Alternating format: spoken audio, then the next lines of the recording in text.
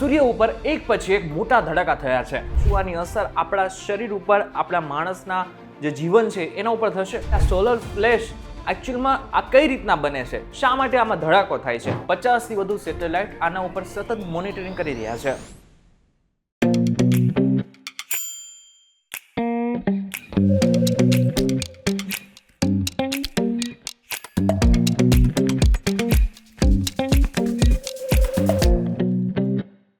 એક વખત આપનું સ્વાગત છે. હું છું આપનો દોસ્ત કરણ ચડોતરા.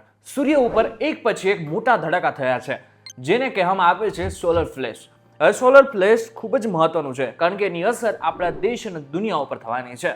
વૈજ્ઞાનિકો કહે છે કે સૂર્ય ઉપર એક ખાસ જગ્યા છે, જેને એક્ટિવ રિજન 14366 નામ અપાયું છે. આ જગ્યા પર અત્યારે કંઈક તોફાની ચાલી રહ્યું છે. અહીં મેગ્નેટિક ફોર્સ એટલો બધો વધી ગયો છે કે જેને જ કારણે એક પછી એક મોટા ધડાકા થયા છે. ફેબ્રુઆરી 2026માં તો એક X8.1 ક્લાસનો ધડાકો થયો. આનો સીધો મતલબ એવો થયો છે કે અત્યાર સુધી જેટલા ધડાકા થયા ને એમાંનો આ સૌથી મોટો ધડાકો હતો. હવે એક મોટો પ્રશ્ન તમને એ થતો હશે કે આ સોલર ફ્લેશ એકચ્યુઅલમાં આને શું કહેવામાં આવે છે? આ કઈ રીતના બને છે? શા માટે આમાં ધડાકો થાય છે? સોલર ફ્લેશનો મતલબ શું થયો? સૂર્ય પર અચાનક થતો જોરદાર વિસ્ફોટ. આ બહુ જ વધારે ઉર્જા, રેડિયેશન અને ગરમી બહાર આવે છે. સૂર્યની સપાટી પર બહુ મજબૂત ચુંબકીય ક્ષેત્ર એટલે કે મેગ્નેટિક ફિલ્ડ હોય છે. જ્યારે આ ચુંબકીય લાઈનો વળે છે, તૂટે છે અને અચાનક છૂટે છે, ત્યારે તેમાં ભરેલી ઉર્જા એક ઝાટકે બહાર આવી જાય છે. તેને જ સોલાર ફ્લેશ કહેવામાં આવે છે. ઉદાહરણ તરીકે સમજીએ તો રબર બેન્ડને બહુ ખેંચો અને અચાનક છોડો તો કેવો મોટો ઝટકો લાગે. એવી રીતે સૂર્ય ઉપર પણ ઉર્જા છૂટે છે. એક મોટો પ્રશ્ન તમારા મનમાં અત્યારે એ આવ્યો હશે કે શું આની અસર આપણા શરીર ઉપર, આપણા માણસના જે જીવન છે એના ઉપર થશે? તો ના, માણસના જીવન ઉપર તો આની કોઈ જ અસર નથી થવાની, પરંતુ ચોક્કસથી આપણા ઉપર આની અસર થવાની છે.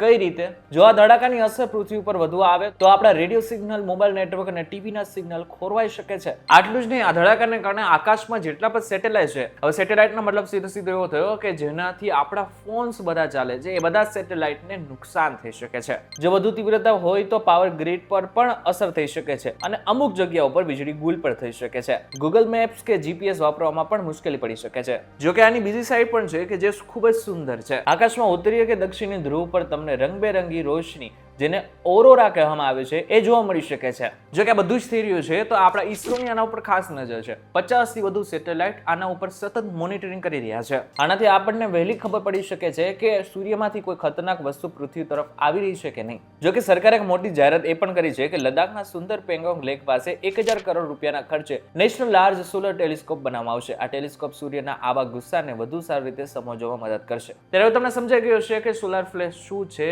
એનાથી શું થવાનું છે, આગળના સમયમાં આની શું અસર થઈ શકે છે. ત્યારે આ બાબતને લઈને તમારું શું કહેવું છે અમને જરાક કમેન્ટ કરીને ચોક્કસથી કહેજો. વિડીયો થકી જો તમને કોઈ ઇન્ફોર્મેશન મળે તો વિડીયોને લાઈક અને શેર જરૂરથી કરજો. તો આ જ ઇન્ફોર્મેટિવ વિડીયોઝ માટે વીટીવી ડિજિટલ સાથે જોડાયેલા રહેજો.